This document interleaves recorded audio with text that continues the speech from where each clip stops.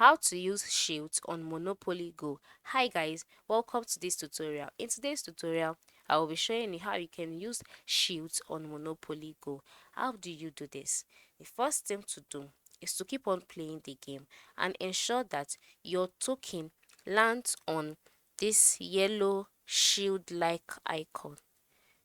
As you can see on my screen, this orange, orange or yellow, orange shield-like icon. So once your token lands on it, you automatically earn a shield, and your shield will keep on increasing. And for you to know if you've earned a shield, you will see it at the top part of the screen. You will see the orange icon there lined up.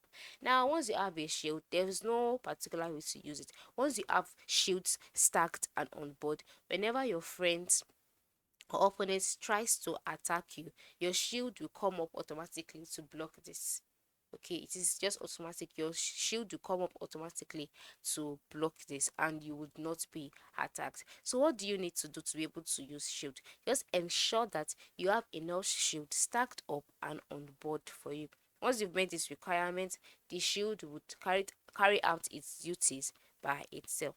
So go ahead and start playing and earning and winning shields to be able to use it.